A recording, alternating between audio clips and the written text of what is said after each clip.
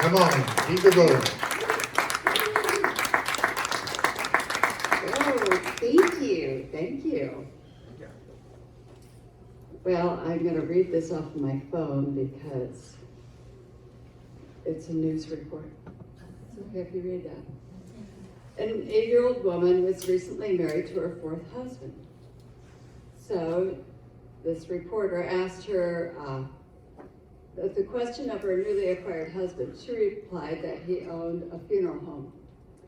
Curious about the other husbands, the reporter also asked about their occupations. The woman paused for a while and stated that, well, her first husband was a banker. The second one she was madly in love with, and he was a circus master. The third one was a minister. Puzzled by her answers, he replied, none of these people have anything in common. Why did you marry these? She stated that she married 1 for the money, 2 for the show, 3 get ready, and 4 to go. Yes. I like to start with a joke, and there it is.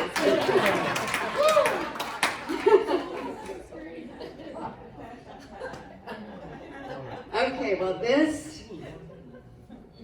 I've preached quite a few times. The last times I'm teacher Cindy. That's just in me. But this is going to be a 1-point sermon. Yes. So this will be totally unique for Cindy Bruce. It's a 1-point sermon. I'm going to tell you, every summer we go to Twin Lakes, my family does. And, I grew up an Ohio farm girl. And when I came to Washington, checking out Tim, I said, well, I like to go camping. I didn't want to go, be with someone who didn't want to go camping. And he said, well, he always camped, his family always camped every year up at Twin Lakes. And my thought was I was going to be backpacking. And I found out that, no, actually they stayed in cabins. Trust me, they're very rustic cabins. And now, in fact, we go in a motorhome. Tim and I do. We have the motorhome because, I'll tell you what, it has air conditioning. And the plumbing always works. So it's not so in the cabins. But, it's been 30 years that we've done that. And it's been good. Amen. And basically, I swim in Tim's stream. So it's been very good. Well, this year we got a ski boat. And I never thought I'd have a ski boat. Ohio farm girls don't get ski boats. And there are 20 people in our immediate family. Tim and I are children and grandchildren and all. There are 20 of us, and then there's extended family, Tim's brothers and sisters and their kids, grandkids. But we had our cluster, and we were around a campfire. Well, it's northeastern Washington, so you can't actually have a campfire. Our campfire was these decorative lights, patio lights that Tim got, as an add-on at the RV store, free gift. And the other part of our campfire was a citronella candle. So that's our campfire. So we were sitting around the campfire, and part of us, not all 20. I mean, you don't ever get all 20 people doing the same thing unless it's family photo, which I forced, or eating. But yeah, some of us were sitting around our campfire and talking about things. I have my son-in-laws there that didn't grow up with us, and talking about childhood experiences and growing up experiences, my own kids and the others, and talked about things like, did you ever go ski dipping? And, talk about spent youth, misspent youth, childhoods that were off the hinges. Some of them were almost homeless or, definitely not parented. Anyways, talking about like when you drank, when you were so drugged up, blah, blah, blah. I went to bed that night and I thought, how did I get here? How did I get here? And I thought, well, largely it was my own choices. I mean, I chose to move to Washington. I chose to marry Tim. We chose to have children. You know, mostly what happens, how did I get here? Mostly it's my own choices. Then I remembered, I was thinking about some of the drinking stories, and I thought back to the first time I ever tasted alcohol. And I was a student at Ohio State studying science. I was immersed in science. I loved learning, and actually I still do. But it was Good Friday, and there was a church there by the university that had on their reader board that they had a Good Friday service, and it said when it was, and nobody invited me. Nobody coaxed me to go. There was no one that said, oh, Cindy, come along. I want you to come. But I wanted, the inside of me wanted. I went by myself. Nobody else wanted. I went by myself to this church that was by the university, and they had the wafers, and they, dipped it in the wine, or you could sip it. I thought, well, that's the first time I ever tasted any alcohol at all. And I was lying in bed then that night at Twin Lakes, and I thought, what an odd choice. It's just kind of a strange choice, the choices that I made. What an unusual choice. And then I realized that God always called me. And He always chose me. And I realized that even from the get-go, from the time I was born, God called me. Come on. Absolutely. Always. And I thought about, because, I study some theology, and I thought about John Calvin's horrible theology, and I thought, oh, maybe some of that's true. I thought, maybe I just felt like I was predestined to find Jesus. There was a predestination. God always chose me. And there was an extreme peace that came over me because I knew it wasn't me. It wasn't that I pursued a God that didn't want to be found or didn't want me. It wasn't me seeking God. God always sought me. And I felt so secure knowing that God always wanted me. Where did I come from? Well, yeah, I came from Ohio. I was a farm girl in Ohio. But where was I going? And God, it was God. I made choices, but God always chose me. What about you? We heard this morning about, walking together for 30 years. How many of you grew up with Pastor Mark? Yep, see? Yes, and you grew up with yourself. That was a treat. Okay, so some of us where did you come from? Did you grow up here? Were you born here? Were you born into a Christian family? Were you taught about Jesus from the time you could understand? Or, were you nurtured in the church? Did a friend bring you to Jesus? Did a cousin bring you to Jesus? How did you get here? And where are you going? How did you get here? Everybody's path is a little different. Did you break the mold? Or did you come from generations of Christians? You have a generational Christian heritage. Isn't that nice? But, not everybody has that.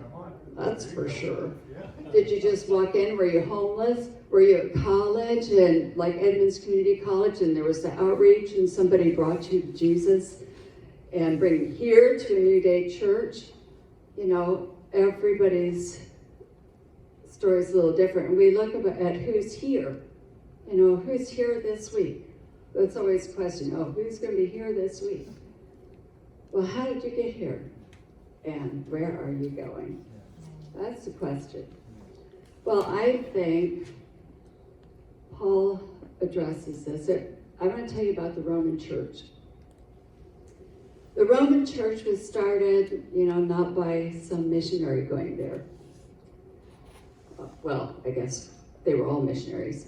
But when Jesus was crucified, it was Passover. And so Jews, believers from all over the world were there at Passover. And it was not done quietly. It was a public spectacle. And many of those Jews saw Jesus crucified or knew about it. And some of them knew about he was raised from the dead. Well, the book of Acts tells us that on the day of Pentecost, which I think is 50 days later, but I might not be remembered. Yes, 50 days later. It says very specifically that there were people from all these cities all over the world that were there in Jerusalem at Pentecost when the Holy Spirit came. And Peter explained very, very succinctly, this same Jesus that you crucified has risen again. Well, these people had confidence. They didn't have the New Testament, but they knew that Jesus had risen from the dead. They had confidence because they knew that Jesus had died. They had seen it. Or someone that they knew had seen it. Jesus had died, and they knew that Jesus had risen from the dead. Some of these people were Roman soldiers too. What about that? Some of them were Roman soldiers. But anyways, all these people were there. So some of these Jews go back to Rome because that's their home. And they were just part of the Jewish synagogue. I mean, they were just part of the Jewish culture. But they were Christians. It was like a sect of the Jewish religion. But after a while, it became evident that non-Jews were going to come into the church. So there were Jews and Gentiles, or non-Jews, or sometimes they're called Greeks. So some of them some of those Romans might have been there and come back to Rome, might have been in Jerusalem and come back to Rome, or they would have heard about it. I mean, you would have heard. Such a phenomenal thing. Someone was raised from the dead. And they saw it. They saw him. And then there was the outpouring of the Holy Spirit where people heard their own languages. They would have seen it. They would have heard it. They had personal experience. So there you have the church in Rome. They would meet in homes. There was a synagogue, but they would meet predominantly in homes then. And they were the Jews, the people that had walked with it in Judaism for a long time, or that heritage for generations. Like, oh yeah, I've been doing this for 30 years. Or I've grown up with so-and-so. There were those that had been there long term, and it was long and steady thing. And then there were the non-Jews that just came in and they believed. And they were added to the church. Well, so the church was Jewish and non-Jewish, or let's say Gentile. In case you read the word Gentile in your Bible, it means that they weren't Jews. So the church was a mix. Then what happened was, years went by, and there were always some discussions, some controversies, because the question was, did the new believers that were not Jewish, did they have to become Jewish in order to follow Christ? And then there were some issues with that, and Paul would talk about it, Peter would talk about it, they'd have meetings about it. But the big thing was, did they have to be circumcised? But did they have to follow all the rules? Did they have to have the dietary rules? Did they have to do the Sabbath laws, all those laws? Well, the Gentiles, they come from a culture where it wasn't at all like that. They'd come from a totally different culture where they didn't have to do that. But the Jews, they had all these rules. So both of them had a hindrance, because the Jews couldn't hardly think, oh man, you mean we don't have to do all that anymore? There is freedom in Christ, that's fulfilled in Jesus Christ. But the Gentiles, they didn't know, well, they had to be told by Paul or whoever, okay, well, these are the 3 things that you're not supposed to do. They agreed, there are 3 things.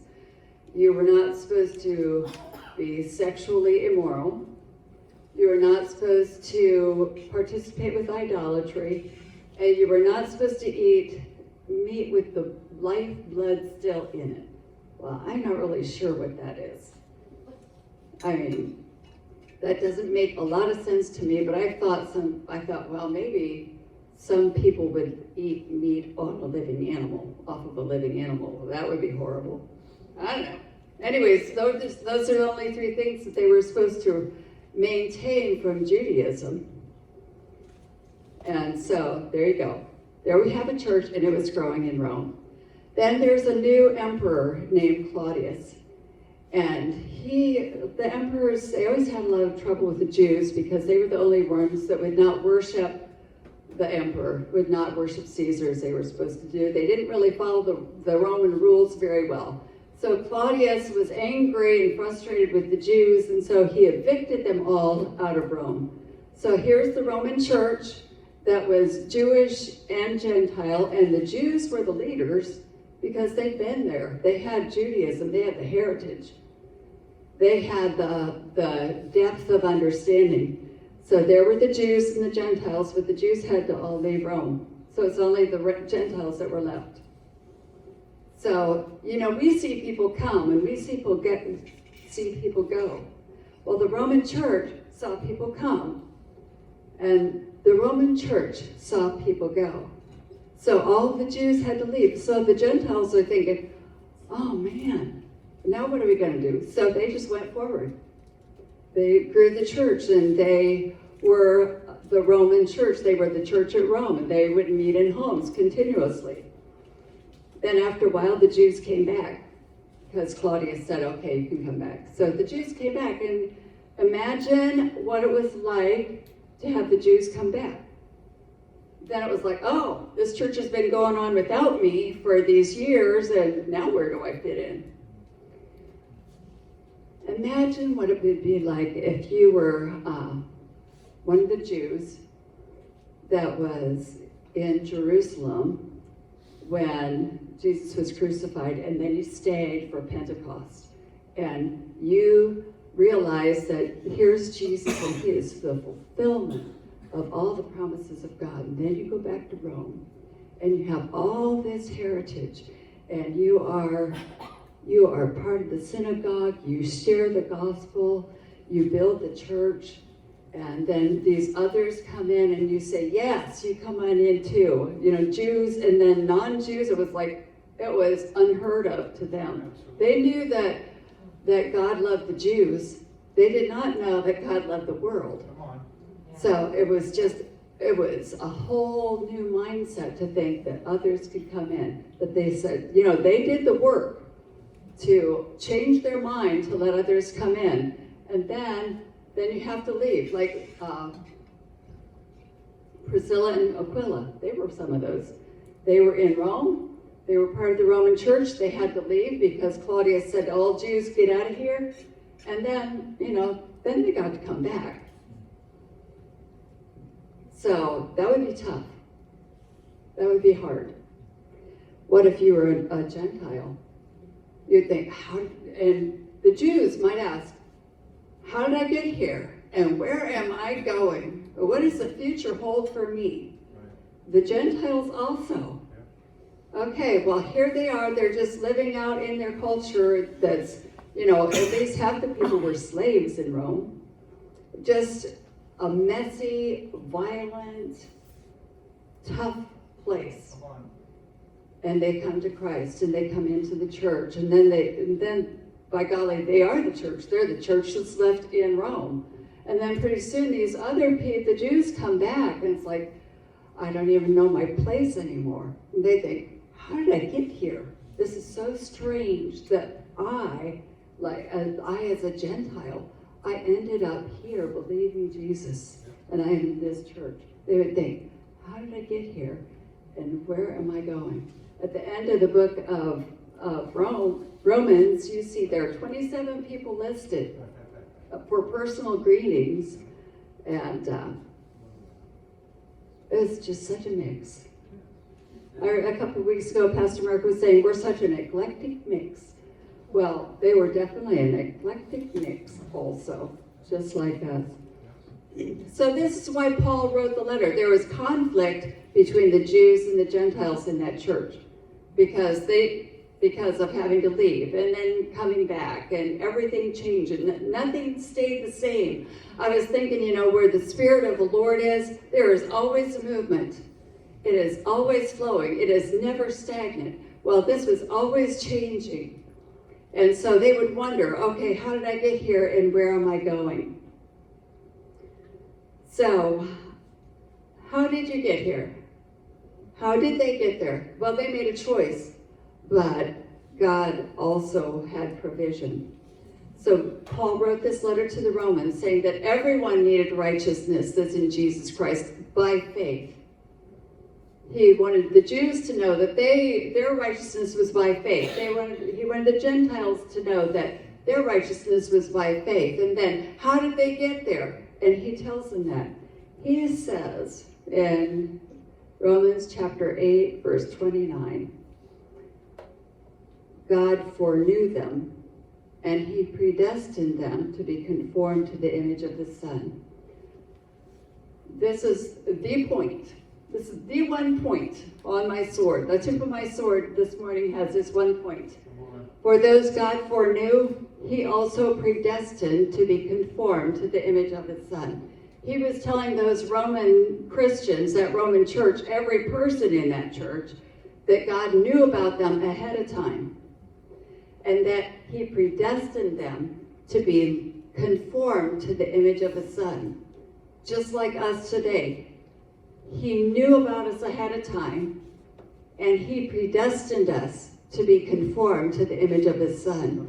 And this is verse 29. Back up to verse 28, Paul wrote that God would use all circumstances to accomplish this, because he said, all things work together for good.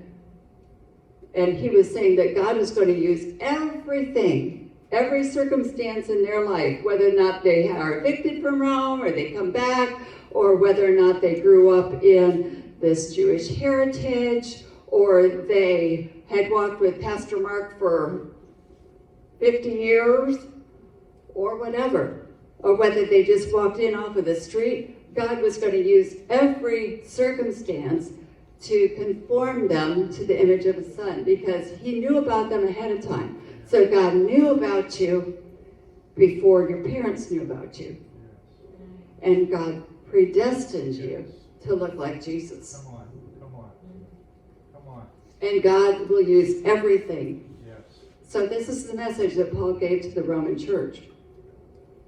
God knew about you ahead of time. And he loved you ahead of time. And he predestined you to look like Jesus. In the garden, Adam and Eve were formed in the image and likeness of God. So I think that they looked so much like God that when the animals would look at them, they wouldn't know the difference. Oh, is that God or is that not? Well, I can't quite tell. Looks the same. Looks the same to me. Wow. And then with the fall, it was no longer so. Wow. But we are still created in the image of God. So every person that you meet should be treated with dignity, because they're created in the image of God. Maybe not respect, maybe they're not respectable, I don't know. But every person should be treated with dignity because they're created in the image of God. But not everyone is becoming a child of God, because you need to be born again. Romans 8:29 says, for those God foreknew, he also predestined to be conformed to the image of his Son. The rest of that verse is that he might be the firstborn among many brothers. So we get to be among those that are conformed to the image of Christ. So, do you ever think that you might be turning into your mother or your father? For good or for bad. Or do you ever think, man, I'm turning into this person that I live with or hang out with a lot or spend a lot of time with? Yeah, do you think that you're becoming just like so-and-so? Well, genetics is strong, and so is, our training. So are the contractions. Contractions are strong. But even though we might think that we're going to grow and become our mother or our father, the Word of God says, I'm telling you what the Word of God says. The Word of God says that's not your destination. That is not where you're going. Your behaviors are not to line up with anything except Jesus. If your mom or your dad were like Jesus in some aspect, well, yes. But you're predestined to look like Jesus. Like Adam and Eve in that garden is that Jesus? I don't know. I can't even tell. It looks so much like Jesus, I can't tell. You're predestined to look like Jesus. So it doesn't, think of what it would be if Jesus were here. What if Jesus were here today? I hope he likes my sermon. Well, think of what it would be. We can all look like Jesus. We are predestined to look like Jesus. Yes. How did you get here? Yes. Well, God chose you. Come on. And what did he choose you for? Where are you going? Yes. Well, I don't know if we're going to be in another building, or I don't know, whether, the Jews or the Gentiles or whatever. I don't know the mix. Come on. But this I know. Yes. You're going to look like Jesus because it's God's word that is true. And you are predestined. It is powerful. It is so powerful within you to become like Jesus. So this is what I want you to do. I have something for you to do this week. Just for 1 week. Once a day, I want you to look into the mirror and talk to yourself, speak to yourself and say this: I am predestined to resemble Jesus. Because that's our destination. Where did you come from? We came from all over. Many different circumstances. We have the same destination. We are all going to look like Jesus. And the sooner, the better. Jesus, if Jesus were here, he could touch that man and he would be healed. He could, deliver that person from that demon. He would have wisdom. This helped me, preparing the sermon, doing the sermon, helped me a little bit. Last night I was so frustrated. I didn't know what to do. I thought, Lord, I need more wisdom. Dealing with a granddaughter. I just didn't know what to do. And then I thought, Jesus, use this to conform me to your image. So if you say this once a day into the mirror, it'll come up and you'll think, Jesus, use this to conform me into your image.